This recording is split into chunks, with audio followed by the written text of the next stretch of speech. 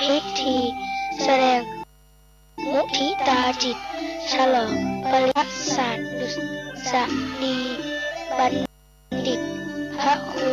ปลัดกิติพงศ์กิติโสภโนด็อกเตอร์ผู้ช่วยเจ้าอาวาสวัดสันขยอมตำบลสันทรายน้อยอำเภอในวันเสาร์ที่19และอาทิตย์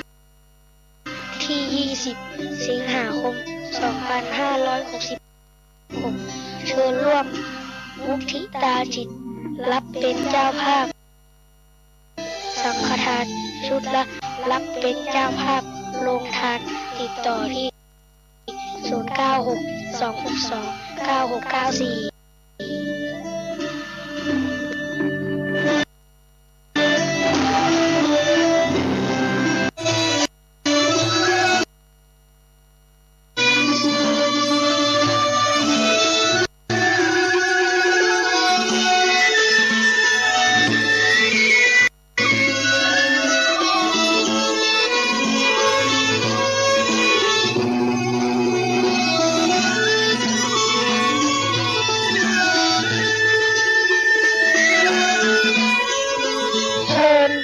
ทุกท่านรับฟังรายการธรรมะสู่ใจกับพระอาจารย์แก่นวัดสันขยอมได้ณบัดนี้ครับ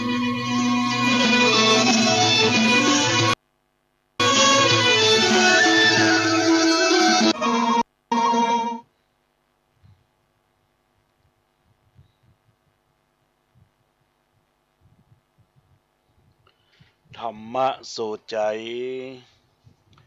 ยามบ่ายมาแล้วเสียงดังแจ้วแจ้ว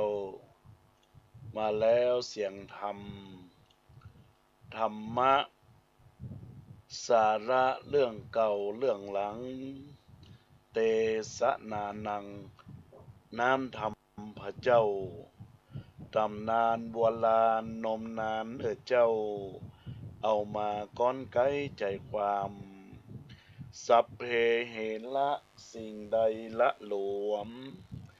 รวบรวมใจความเมื่อหูที่แจ้งเล่าเก่าเล่าใหม่ขยายให้แจ้งด้วยแสงแห่งธรรมะน้ำธรรมคำสอนล้วนมีสาระได้นำมาแจกแจงคือได้เข้าใจแจ่มแจ้งแดงแจ้งคือหายละแวงในบทบาทถอย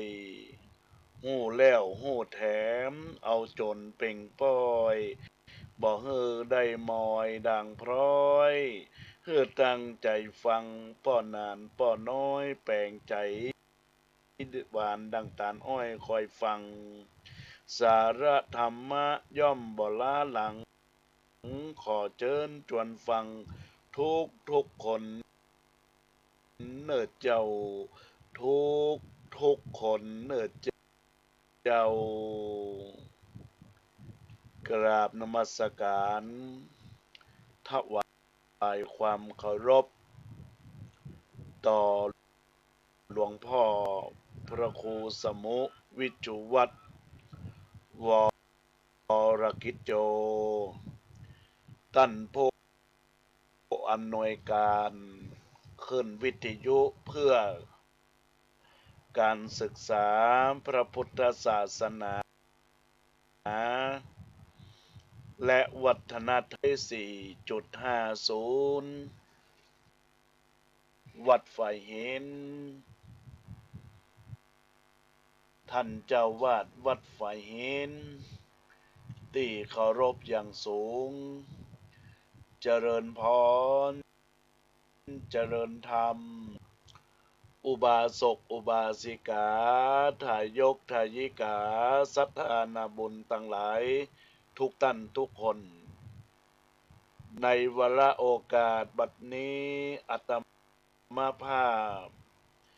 พระครูปลัดกิติพงศ์กิติโสภโนหรือพระอาจารย์แก่นสำนักวัดสันขยอมตำบลสันทรายน้อยอำเภอสันทรายจังหวัดเชียงใหม่ จักได้นำรายการธรรมะสู่ใจยามบ่ายโมง FM 104.50 และการดำเนินการ Facebook ไลฟ์กิตติพงศ์กิติโสพโน KIT TIPONG KITTISO PANO ภาคติโสพโน ในโอกาสนี้จักได้นำรายการธรรมะสู่ใจยามบ่ายโมงพบปะกับบรรดาญาติโยมอุบาสกอุบาสิกาทายกทายิกาศรัทธานาบุญเราตั้งหลายญาติโยมอาจจะแปลกใจว่าแล้วก็ลายต่อของตนสัพอัตมาภาพพระครูปรัตกิติพงศ์กิติโสพโนหรือพระอาจารย์บ่ได้จัดรายการในช่วงเวลาวันพฤหัสและวันอังคารสัปดาห์ที่แล้วก็ต้นสัปดาห์ก็คือวันอังคารแต่วันนี้ก็มีโอกาสเวลาประจำวันพฤหัสบดีเวลาบ่ายโมงถึง2 โมงก็จักได้นำรายการธรรมะบรรณาการพบปะกับบรรดาญาติโยมอุบาสกอุบาสิกาทายกทายิกาศรัทธานาบุญได้นำหลักธรรมที่ได้ศึกษาค้นคว้าและปฏิบัติมานำมาอู้จากับบรรดาญาติโยมอุบาสกอุบาสิกาทายกทายิกาท่านทั้งหลายทุกท่านทุกคนเพื่อจะได้เป็นแนวทางในการดำเนินชีวิตประสิทธิพรคือเป็นคนศีลกินในธรรมเป็นคนดีคนงามดังนั้นแล้วบรรดาญาติโยมสาธุชนเราท่านทั้งหลายธรรมะที่อาตมาภาพจะได้นำมาส่งใจสู่ใจกับบรรดาญาติโยมสาธุชนของพุทธพจน์หรือสิ่งที่ดีงามที่องค์พระศรีสัมมาสัมพุทธเจ้าพระองค์ก็สั่งสอนเวนยสัตว์เจ้าทั้งหลายคือเป็นคนดีมีความบริสุทธิ์แล้วบรรดาญาติโยมอุบาสกอุบาสิกาศรัทธาญาติโยมเราท่านทั้งหลายว่าชีวิตของคนเหล่านั้น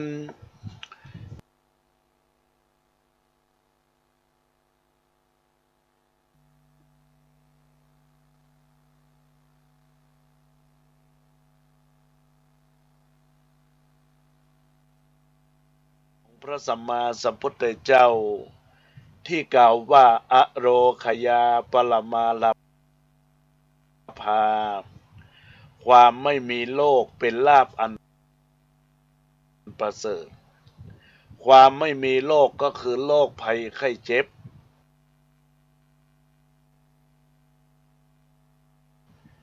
โรคที่เป็นประจำตัวเฮามาบอกว่าจะเป็นโรคเจ็บปวดเจ็บเนื้อเจ็บตัวเจ็บแข้งเจ็บขา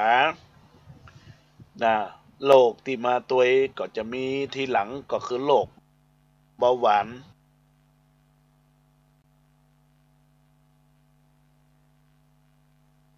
คำว่าความไม่มีโรคก็เป็นลาภอันประเสริฐข้อที่จริงแล้วบรรดาญาติโยมเราท่านทั้งหลาย เพราะคนเราทุกคนที่เกิดขึ้นมาแล้วอาศัยอยู่บนโลกผืนแผ่นดินนี้จะเป็นใครก็ตามจะอยู่ในฐานะใดก็ตามย่อมก็จะตกอยู่ในอำนาจของความเจ็บไข้ได้ป่วย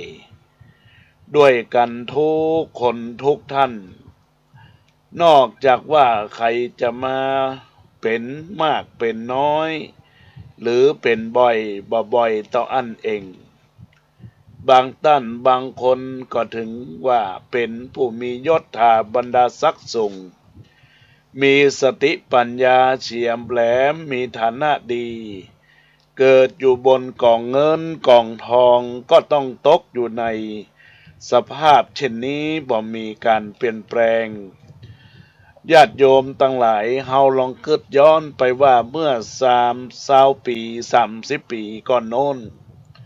บ่เคยได้ยินได้ฟังเรื่องของโรคมะเร็งโรคเชื้อไวรัสโรคลงตับลงไตโรคติดเชื้อในกระแสเลือดลงไปถึงโรคเอดส์อันยังก็ทำนองนี้นะญาติโยมและท่านทั้งหลายในปัจจุบันนี้บรรดาญาติโยมอุบาสกอุบาสิกาทายกทายิกาเหล่าท่านทั้งหลายในปัจจุบันปรากฏการณ์ที่เกี่ยวข้องกับมีการมีโรคภัยไข้เจ็บแล้วก็โรคปัจจุบันทันด่วนนะญาติโยมก็คือโรคปนห้องว่าโรครถจนตายพ่องแล้วก็โรคหัวใจวายพ่องหัวใจวายเฉียบพลันพ่องรับตายไปพ่องหัวใจล้มเหลวไปพ่องเนี่ยญาติโยมทั้งหลายก็เนื่องจากว่าตัวตนของเฮานั้นเป็นสิ่งที่บ่มีความแน่นอนนะญาติโยมบ่มีความแน่นอนคืออันหยังบึดก็จะเจ็บหั่นบึดก็จะเจ็บมีความรู้สึกในญาติโยมแต่แล้วเนี่ยในปัจจุบันนี้ปรากฏการณ์ที่ว่าอันมีโรคภัยไข้เจ็บอยู่หลายอย่างหลายประการจนแทบจำบ่ได้ว่าโรคอันหยังพ่องโดยเฉพาะเรื่องโรคมะเร็งเรื่องโรคที่ไขต่อไขหวาดกลัวกันนักกันหนาถ้าใครลงได้เป็นลงได้ป่วยโดยโรคนี้แล้วถ้าบ่ปรงตกบ่ทำใจให้เข้มแข็งก็มีหวังต้องจากโลกนี้ไปอย่างเร็ววันเพราะเข้าใจว่าถ้าเป็นโรคมะเร็งแล้วยังไงมันก็บ่หายไปบ่กี่เดือนบ่กี่ยามก็ต้องตายเลยหมดอะไรตายยากในชีวิตในญาติโยมของตนเองก็แล้วพอดีว่าสิ่งที่ย้อนมาทีหลังที่มันเกี่ยวข้องกับต้นเหตุของการเป็นโรคมะเร็งจึงมาคิดอยู่ในใจว่าในการที่เราจะอู้เรื่องธรรมะธัมโมหลายครั้งหลายอย่างวันนี้ก็ขอสักวันหนึ่งนะญาติโยมว่าเพื่อเอาเรื่องโรคมะเร็งมาอู้เปลี่ยนบรรยากาศไปนิดหนึ่งก็คงบ่เป็นอย่างซึ่งบางทีก็อาจจะมีประโยชน์แก่ทุกท่านบางบ่มากก็น้อยเมื่อได้ทราบถึงต้นเหตุต้นต่อแล้วก็จะมีได้ระมัดระวังป้องกันเอาไว้บอกให้โรคมะเร็งมันเกิดขึ้นกับตัวกับตนได้ง่ายๆและก็โปรดทราบไว้ด้วยมิได้เป็นนายแพทย์หรือบ่ได้เป็นหมอด้วยประการใดนะญาติโยมเพียงแต่หวังผลประโยชน์แก่ศรัทธาญาติโยมทุกคนทุกท่านเราท่านทั้งหลายจึงได้นำเรื่องนี้มาอู้สาเหตุที่คือเกิดเป็นโรคมะเร็งนั้นนะญาติโยมสาธุชนพุทธบริษัทเราท่านทั้งหลายนั่นก็คือหนึ่ง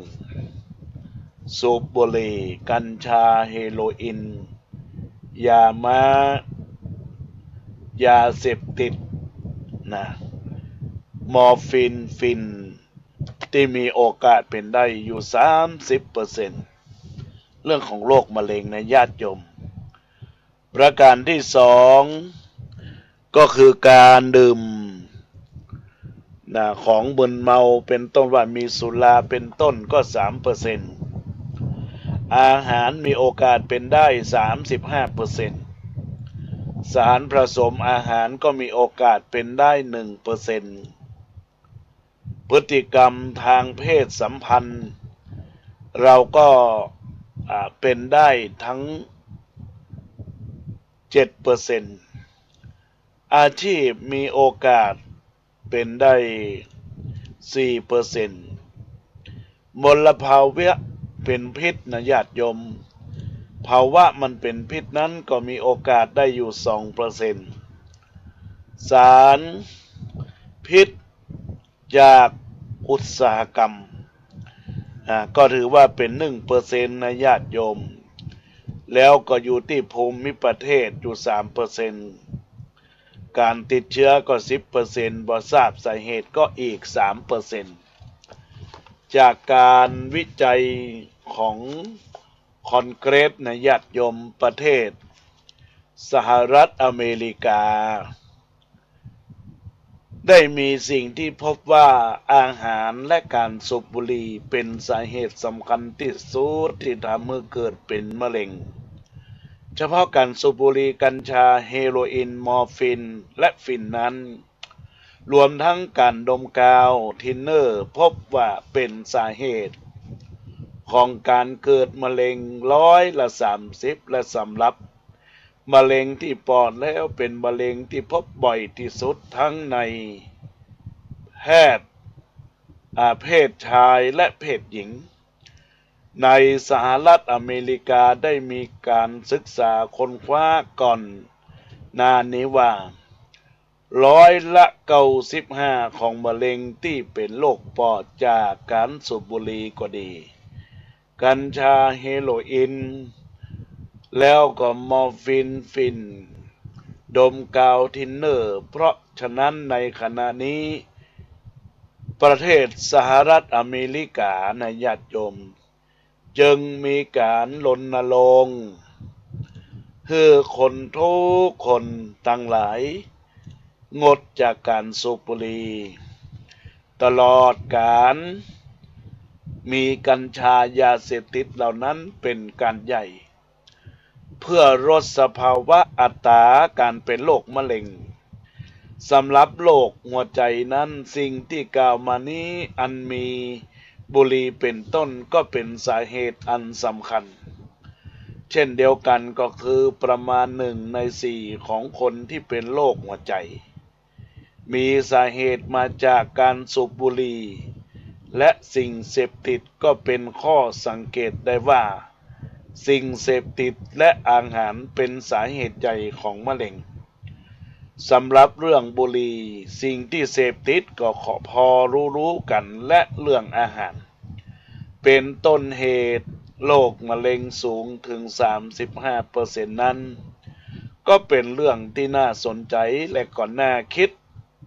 เป็นอย่างมากอาหารที่ดีนั้นบอกว่าจะจำเป็นต้องเป็นอาหารที่มีราคาแพงบ่จำเป็นต้องเป็นหูฉลามหมูหันเป็ดปักกิ่งองตีนหมีปิ่งทะเลอันอย่างเหล่านั้นอาหารดี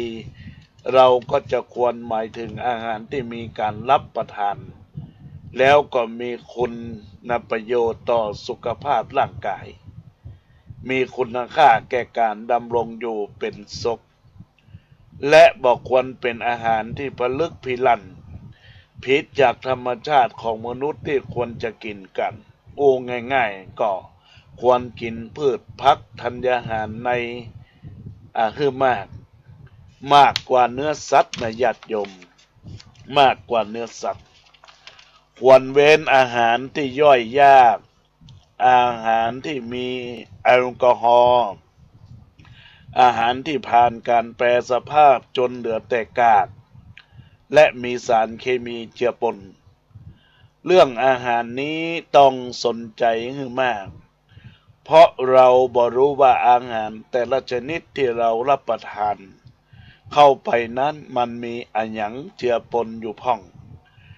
วิธีที่ดีที่สุดก็ควรเลือกกินอาหารที่มีคุณค่ามีคุณประโยชน์แก่ร่างกายถึงเรื่องอาหารทางกายแล้วญาติโยมบอกควรที่จะลืมอาหารทางใจคนเหล่านั้นหากมีร่างกายที่มีความสมบูรณ์ญาติโยมร่างกายสมบูรณ์นะญาติโยมแต่ถ้าใจบ่สมบูรณ์ใจบ่มีความสมบูรณ์ก็ทำอันหยังเกิดมีปัญหาบางคนก็ถึงแม้แต่จะมีร่างกายพิกลพิการแต่ใจบ่พิการก็ทำให้อยู่อย่างสบายเป็นอันว่าใจพิการนี้สำคัญคนที่เป็นโรคทางใจนั้นรักษาให้หายได้ยากมากปัจจุบันนี้มีคนเป็นโรคทางใจกันเยอะมากการที่จะทำสังคมนี้มีแต่ความวุ่นวายที่ปนฆ่าช่อโกงทุจริตคิดบ่ซื่อต่อหน้าที่ใช้อำนาจหน้าที่ในทางที่ผิด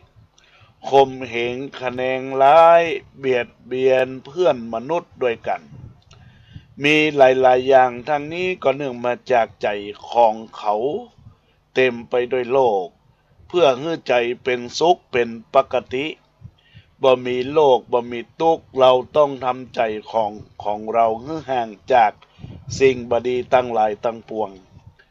มีความประพฤติดีปฏิบัติดีปฏิบัติชอบตามทำนองของธรรมและปฏิบัติ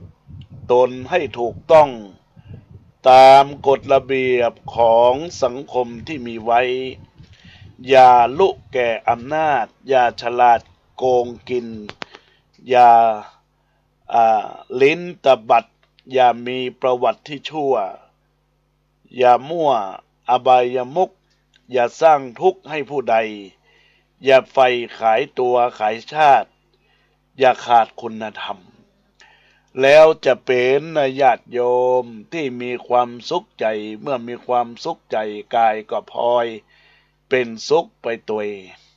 เมื่อโลกทางกายบ่มีโลกใจบ่ปรากฏก็เป็นลาภอันประเสริฐด้วยแท้ละญาติโยมละท่านทั้งหลายญาติโยมสาธุชนพุทธบริษัททั้งหลายทุกท่านทุกคนที่ได้รับฟังรายการธรรมะสู่ใจยามบ่ายโมงในโอกาสบัดนี้ญาติโยมก็ต้องมีการตั้งสติตั้งมั่นมุ่งมั่นแน่วแน่ในความสุขของตัวเอง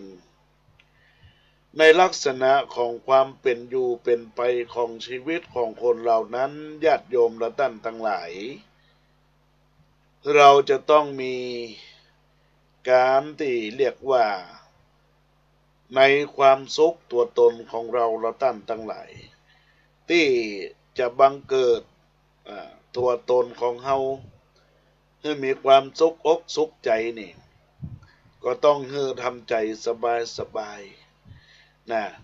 อย่างเช่นมีคำคมที่บอกว่ายามเจ็บไข้จะรู้ได้ว่าใครรักยามทุกข์หนักจะรู้ได้ว่าใครสงสารยามยากจนจะรู้ได้ใครให้ทานยามเบิกบานจะรู้ได้ใครยินดียามทุกข์ใจจะรู้ได้ใครช่วยเหลือขอโทษนะญาติโยมยามทุกข์ใจจะรู้ได้ว่าใครช่วยแก้ยามพ่ายแพ้จะรู้ได้ใครหลบหนียามโศกเศร้าจะได้รู้ใครปราณียามไม่มีจะได้รู้ใครเพื่อนเราญาติโยมอุบาสกอุบาสิกานี่เป็นสิ่งสำคัญของรักของมีการเป็นอยู่ในชีวิตเปิ้นนักปราชญ์ท่านกล่าวไว้ว่า ซื้อกินบ่ได้นี่นะญาติโยมซื้ออันหยังก็ซื้อความดีนะหนีกันบ่ได้ก็คือความตายนะญาติโยมใจแทนกันบ่ได้ก็คือเวรกรรมทำแทนกันบ่ได้ก็ทำใจดังนั้นเราจะต้องคิดดีทำดีพูดดีและก็ปฏิบัติดีโดยการไม่เบียดกันนะญาติโยมทั้งหลายในโอกาสนี้ก็ต้องขออนุโมทนาขอบคุณกับบุราษฎาญาติโยมที่ได้ตั้งอกตั้งใจรับฟังในโอกาสที่เป็นบุญเป็นกุศลสิ่งสำคัญแล้วเมื่อเราท่านทั้งหลายต้องมันคิดพิจารณาถึงหลักของการอยู่ร่วมกันการอยู่ร่วมกันจะต้องมีความเมตตา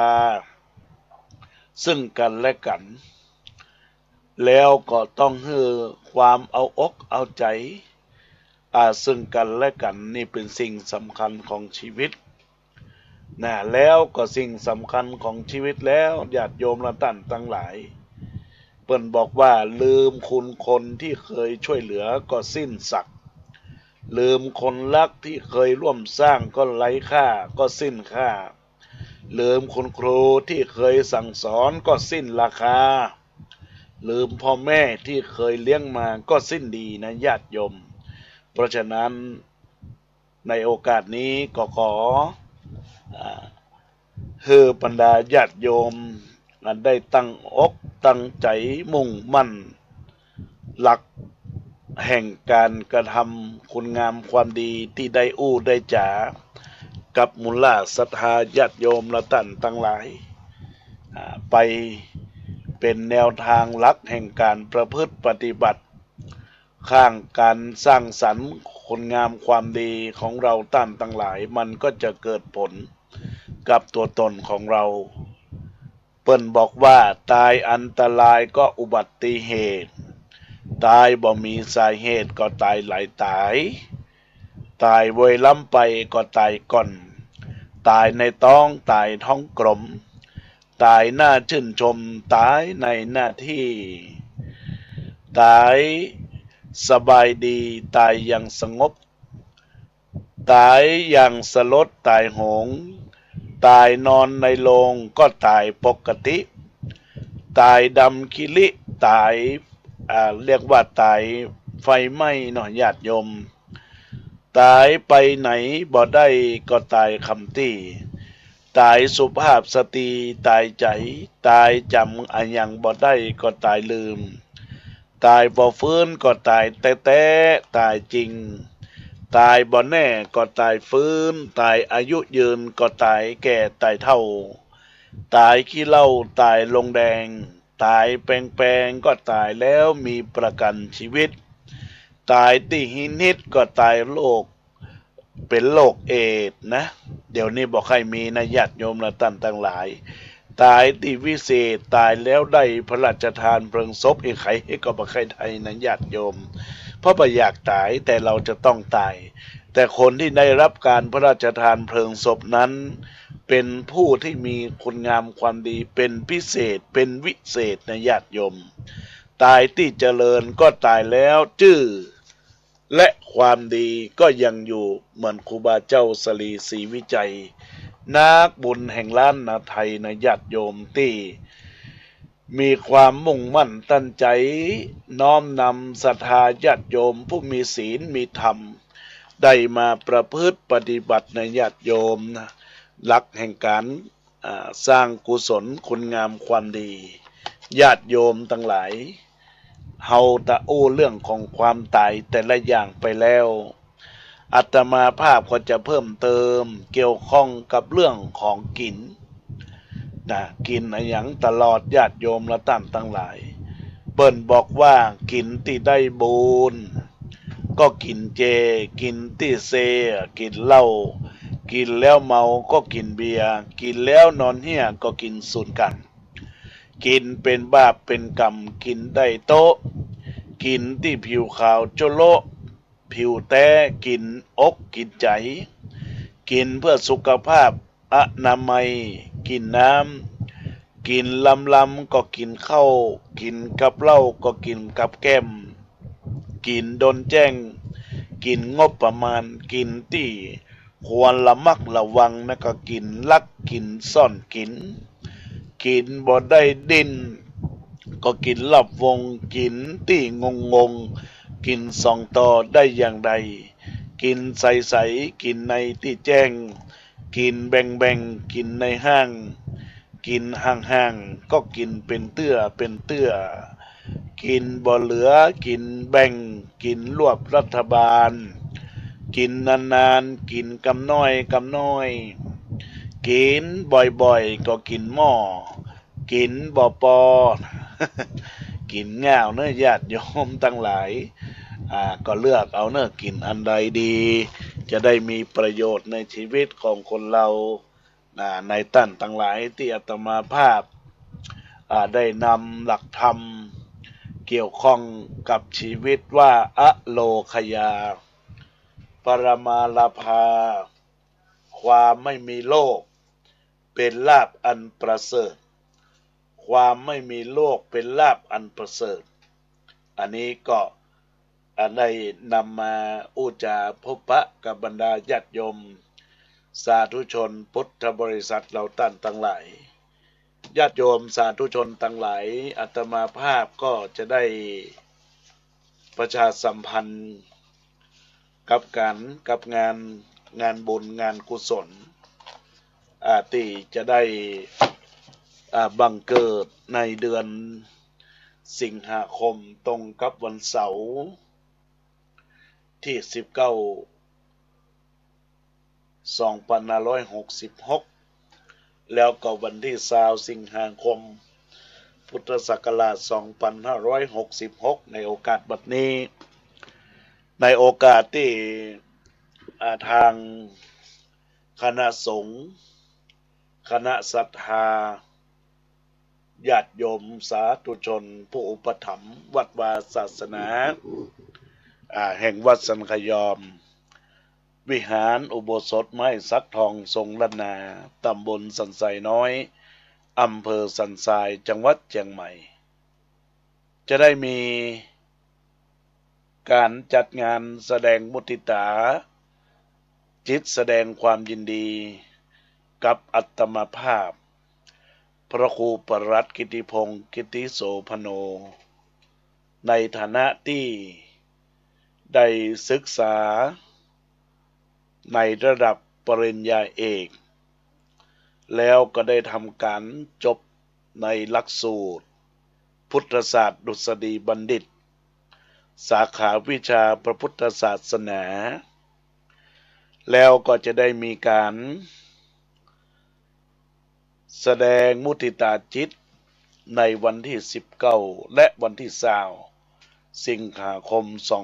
2566ในโอกาสบัดนี้ญาติโยมสาธุชนพุทธบริษัททั้งหลายในงานนี้ก็ขอแจ้งกับบรรดาศรัทธาญาติโยมที่ได้รับฟังรายการวิทยุขึ้นวิทยุ FM 104.50ตั้งใดก็ได้ตั้งใดที่ไหนนะญาติโยมแล้วก็ได้รับฟังในระบบ Facebook ก็ดีนะอาตมาภาพก็ขอเจริญพรนะญาติโยมได้ร่วมปัจจัยถวายพระสงฆ์สังฆทานชุดละ300 บาทแล้วขอคณะศรัทธาญาติโยมอยากจะร่วมเป็นเจ้าภาพปัจจัยถวายพระสงฆ์500 บาทก็ดี 1,000 บาทก็ดีก็เจริญพรญาติโยมได้รับเป็นเจ้าภาพหรือบรรดาญาติโยมอุบาสกอุบาสิกาอยากจะร่วมในการรับเป็นเจ้าภาพโรงทานก็สามารถติดต่อได้ที่เบอร์โทรศัพท์0962629694 ทีนี้บรรดาญาติโยมสาธุชนพุทธบริษัททั้งหลายทุกท่านทุกคนในวาระโอกาส ครั้งนี้นะญาติโยมก็จะมีการจัดงานในวันที่19และวันที่20เดือนสิงหาคม2566นั้นในโอกาสที่จะได้มีการจัดงานก็จะได้ลำดับขั้นตอนพิธีการให้บรรดาญาติโยมได้มาร่วมมากระทำบุญแสดงความยินดีด้วยกันในโอกาสวันที่19ตรงกับวันเสาร์เดือนสิงหาคมพุทธศักราช2566นั้นก็จะได้มีการประกอบพิธีทำบุญทักษิณานุปทานอุทิศถวายอดีตเจ้าวาดอันมีหลวงพ่อพระโคโอภาสวิหารกิจอดีตรองเจ้าคณะอำเภอสันทรายอดีตเจ้าวัดวัดสันขยอมแล้วก็ที่นี้ในโอกาสที่จะได้น้อมนำบุญกุศลเราท่านทั้งหลายอันเกิดแก่จากการที่มีจิตศรัทธาอยากจะร่วมบุญร่วมกุศลนั้นก็ศรัทธาก็สามารถเป็นบุญเป็นกุศลตามจิตเจตนาศรัทธาญาติโยมตามวรรคมหาได้แล้วแต่กุศลเจตนาของมุรศรัทธาญาติโยมเราท่านทั้งหลายในโอกาสนี้เป็นสิ่งที่เราท่านทั้งหลายทุกท่านทุกคนจะต้องสร้างเสริมบุญสร้างบารมีสร้างตัวตนให้เกิดกับเนื้อกับตัวกับตนเราท่านทั้งหลายแล้วก่อนในโอกาสที่เราเรียกว่าเป็นวันที่จะได้น้อมนำบุญแก่บุรพชาญก็ดีก็จะมีการทำบุญทักษิณาตั้งแต่เวลา9 โมงเป็นต้นไปหลังจากนั้นก็เวลา11 นาฬิกาก็ได้ถวายภัตตาหารเพลแด่พระสงฆ์และเวลา13 นาฬิกาโดยประมาณก็จะได้ประกอบพิธีสมโภชปริญญาบัตรพุทธศาสตร์ดุษฎีบัณฑิตแล้วก็ทุกสิ่งทุกอย่างในโอกาสนี้ที่ได้รับมาพิธีการก็จะเสร็จประมาณ3 โมงโดยประมาณแล้วทีนี้ก็ญาติโยมและท่านทั้งหลายในงานของวันที่19นั้นก็จะมีมหรสพสมโภชคือซอของคณะจันติพันนีญาติโยมและท่านทั้งหลายเป็นสรณาพื้นเมืองแล้วก็ภาคกลางคืนก็จะมีการรำวงย้อนยุคก็ญาติโยมทั้งหลายที่ม่วนงานสันเล่าก็เจริญพรได้มาร่วมเป็นบุญเป็นกุศลในญาติโยมและท่านทั้งหลายนี่คือกำหนดการของวันที่19 สิงหาคมตรงกับวันเสาร์ในญาติโยมแล้ววันที่20ตรงกับวันอาทิตย์สิงหาคมเดือนสิงหาคมพุทธศักราช2566นั้นก็แจ้งกับบรรดาคณะศรัทธาญาติโยมอุบาสกอุบาสิกาเราท่านทั้งหลายว่าในช่วงเจ้าก็จะมีการทำบุญสุนทรทานและก็จะมีขบวนเชิญปริญญาบัตรดุษฎีบัณฑิตสาขาวิชาพุทธศาสนาณที่บริเวณหมู่บ้านลีเจนตำบลสันทรายน้อยอำเภอสันทรายจังหวัดเชียงใหม่พร้อมกันนี้ก็ได้รับการแต่งตั้งเป็นพระครูประหลัดชั้นลาภเป็นชั้นเทพในพระราชาคณะประเทศวชิรบุรีวัดพระเชตุพนวิมลมังคลาราม พร้อมด้วยท่านพระครูวินัยทรอีกรูปหนึ่งในญาติโยมก็จะได้มีการแห่มาร่วมกันแล้วหลังจากนั้นในเวลาบ่ายโมงก็ได้เจริญพรเรียนเชิญคณะท่านผู้มีเกียรติหลายที่หลายทางพร้อมกันนั้นอังการรัตนานิมนต์ประสงค์จำนวน120รูปได้มาเมตตาเจริญชัยมงคลคาถาแล้วก็ได้สมโภชในการฉลองครั้งนี้โดยทั่วกันก็จะได้ถวายจตุปัจจัยแล้วก็ญาติโยมก็เสร็จพิธีได้ร่วมรับประทานอาหารแบบลงทานในช่วงที่2ของวันนี้เพราะฉะนั้นขั้นตอนพิธีการก็จะมี4ขั้นตอน19ตอนเจ้าทำบุญทักษิณาทานแล้วก็ตอนบ่ายสมโภชปริญญาบัตรวันอาทิตย์ตอนเจ้าก็มีขบวน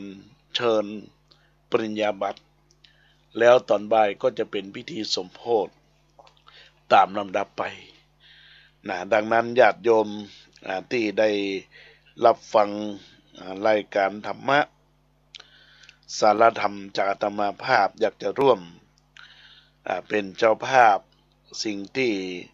อาตมาภาพได้ได้จ้ากับบรรดาศรัทธาญาติโยมสาธุชนพุทธบริษัททั้งหลายในโอกาสนี้ก็ขอให้ทุกท่านทุกคนได้ร่วมอกร่วมใจแสดงมุทิตาจิตแสดงความยินดีอยากจะเป็นรับเป็นเจ้าภาพสังฆทานก็ชุดละ300อยากจะร่วมเป็นปัจจัยถวายพระสงฆ์500แล้วก็ 1,000 บาทตามวรรคมหาไดแล้วก็บรรดาญาติโยมอุบาสกอุบาสิกาบ่อยากถวายสังฆทานจากจะร่วมเป็นออกการออกลงทานก็เชิญได้เจ้าก่อนตอนของวันที่19แล้วก็บ่าย3ของวันที่19แล้วก็ก่อนตอนของวันที่20หลังตอนของวันที่20ด้วยกันนะญาติโยมก็ขอเชิญชวนศรัทธาญาติโยมสาธุชนพุทธบริษัทต่างหลายที่ได้รับฟังรายการธรรมะในโอกาสนี้เป็นบุญเป็นกุศลร่วมกันบรรดาญาติโยมอุบาสกอุบาสิกาที่ได้ทักทายเข้ามาบางผู้บางท่านก็ฮับเป็นเจ้าภาพเครื่องตยตานชุดละ300ก็อนุโมทนาขอบคุณตอนนี้จะได้ทักทายกับบรรดาญาติโยมอันมีหมายมีแม่ครูเรือนทองจันทีเนอะได้ทักทายเข้ามา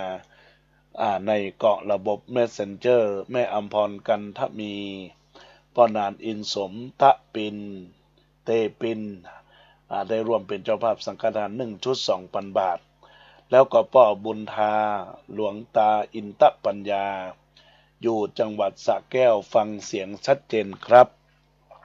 เจริญพรกับแม่ไพลินขันตนาเจริญพรกับแม่ยุพินเจริญพรกับแม่ยุพินหอมมาลาในโอกาสนี้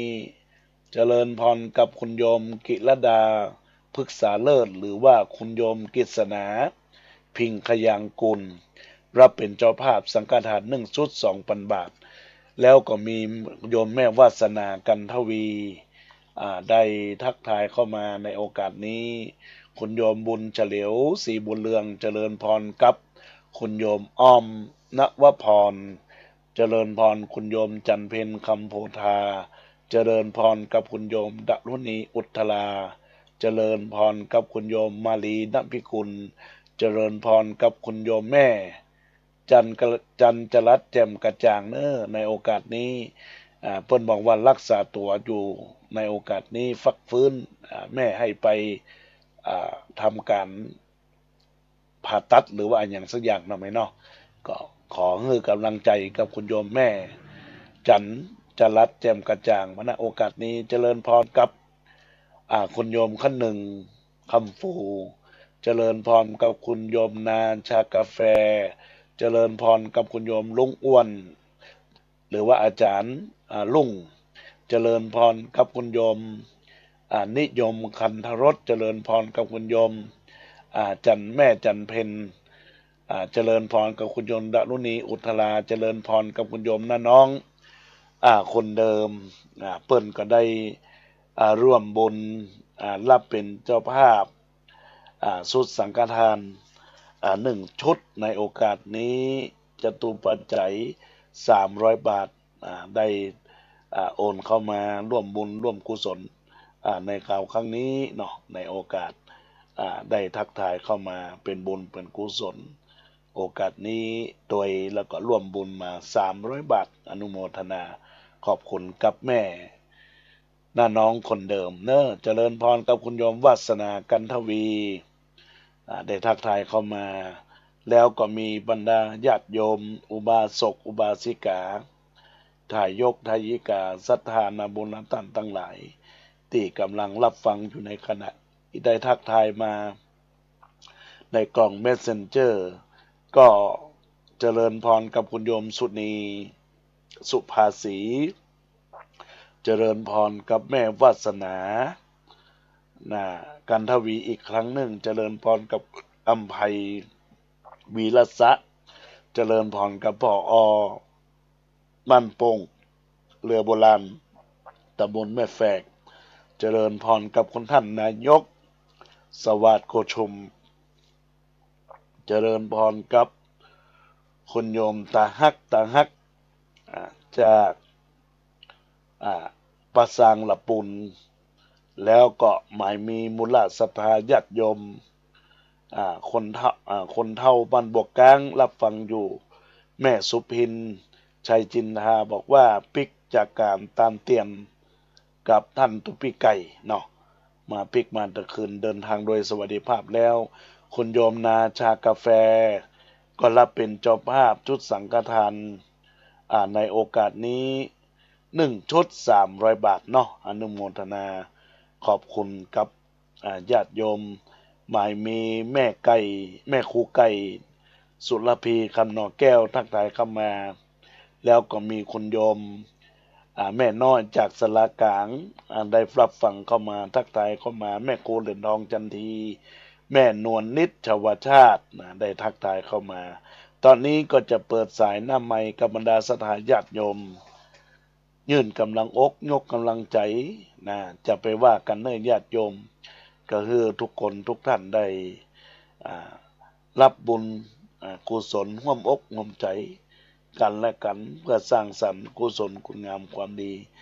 ในโอกาสที่จะได้ร่วมบุญฉลอง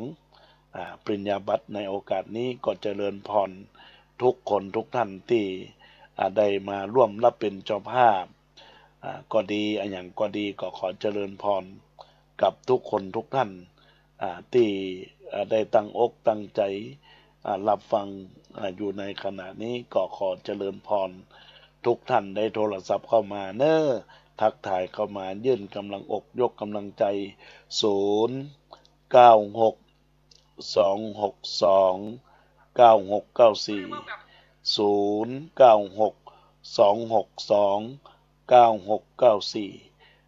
ักทายเข้ามาในเวลานี้ในญาติโยมอยู่ต่างใดทักทายเข้ามาได้เพื่อเป็นกุศลและเจตนาเจริญพรแม่แสงล่าธงรักไว้ตาเจ้าแม่หลายวันแล้วมาได้ยินเสียงจากฟังเสียกุมได้เป็น2 ติดเนาะอันนั้นกันนะเพราะว่าเมามันมีกรุบละอ่อนได้พัฒนาจิตใจละอ่อนเนาะผู้สุคนที่อยู่ที่บ้านก็อดรอฟังเอาแม่เป็นกำลังใจให้จ้าจะอนุโมทนากับแม่ขันแก้วเนอะธงรักตัวจะไปลืมมาฟังซอเนอะอนุโมทนาขอบคุณกับมูลศรัทธาญาติโยมสาธุชนพุทธบริษัททั้งหลายทุกท่านทุกคนในโอกาสนี้ในญาติโยมสายที่1แม่ขันแก้วธงรักในทักทายเข้ามาท่านใดที่อยู่ต่างบ้านต่างจองได้รับฟังอยู่ในขณะนี้จะโทรมาเอื้อนเอ่ยอู้จาเข้ามาก็เจริญพรได้เพื่อเป็น การยืนกำลังอกยกกำลังใจให้กันและกันสร้างกุศลคุณงามความดีเจริญพรบรรยากาศครับปาโมกครับผู้ทยานครับตุ๊กครับปาโมกอุทยานนมัสการจ้าเสียงอาจารย์ดีครับดีไหมชอบฟังดีเนาะวันนี้เปลี่ยนเบอร์อีกแล้วเหรอไม่ฮะผมมีเบอร์เยอะเพราะว่ามันมีคนเอาไปแล้วไม่คืนผมอะหลวงพ่ออะไรนะพระกิจนะหลวงพ่อกิจเนาะขอไก่รอหรือสอบอลนึงกันได้เลยหลวงพ่อกิจสวนปาโมกพุทธยานครับแล้วจะเข้าทางไหนอ่ะพ่อมันถ้าไปทางเหนือนี่ก็มันจะเข้าทางไอ้เนี่ยไอ้อะไรอ่ะข้างนอกเนี่ยผมลืมไปแล้วเดี๋ยวก่อนอะไรเข้าทางไหนมันก็เข้ามาประมาณ2 โลพุทธยานเขาเขียนบอกไว้ที่ป้ายครับอ๋อเขียนปงที่ป้ายเนาะจ้าง่ายเดี๋ยวถ้าได้ไปแถวเชียงรายจะเราไปโทรหาเนาะไม่รู้สิมันจะเข้าไปเจอผมป่าเดี๋ยวไม่เจอก็ต้องโทรก่อนเนาะเช้าแล้วไม่ค่อยเจอบิณฑบาตอ๋อไม่ก็ไปสายๆเนี่ย9 โมง 10 โมงก็ว่ากันไปอ๋อหลวงพ่อต้องมานี่บ่อยสิไม่ถ้ามีโอกาสไปก็จะไปครับไม่ไปเยี่ยมสายเนี่ยนี่บ่อยอ๋อดีละเนาะอนุโมทนาขอบคุณนะหลวงพ่อกิจขออนุโมทนาขอบคุณกับหลวงพ่อกิจเนอร์จากพุทธอุทยานในโอกาสนี้ได้ทักทายเข้ามาเอื้อนเอ่ยอู้จาเป็นสายที่2ญาติโยมท่านใดอยากจะโทรศัพท์เข้ามาเจริญพรเนอร์เจริญพรทุกคนทุกท่านที่ได้มาร่วมอกร่วมใจกันเป็นบุญสร้างความสามัคคีกันในโอกาสนี้ตัวตอนนี้ก็มีเวลาอีก1-2-3 นาทีญาติโยมท่านใดที่ว่างจากการกิจการงานช่วงกินข้าวน้ำจำข้าวตอนบ้างใครโอมาฮื้อยื่นกำลังอกกำลังใจก็ขอเจริญพรได้เนอะตอนนี้ก็เหลือเวลาอีกสัก1 นาทีสักสายหนึ่งญาติโยมก็ถ้าหากว่าบ่มีใครโทรแล้วอาตมาภาพก็คงจะได้เจริญพรอนุโมทนาในการสร้างบุญสร้างกุศลคุณงามความดีอันจะบังเกิดในตัวเฮาเราท่านทั้งหลายที่มีความสุขความเจริญก้าวหน้ารุ่งเรือง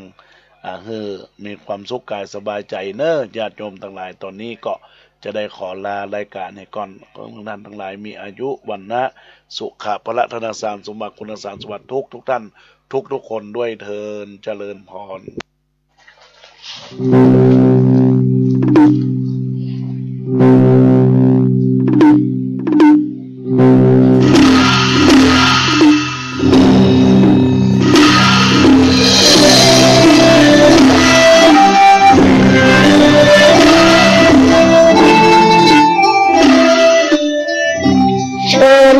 พิธีแสดงมุทิตาจิตฉลองปริญญาบัตรพุทธศาสดุ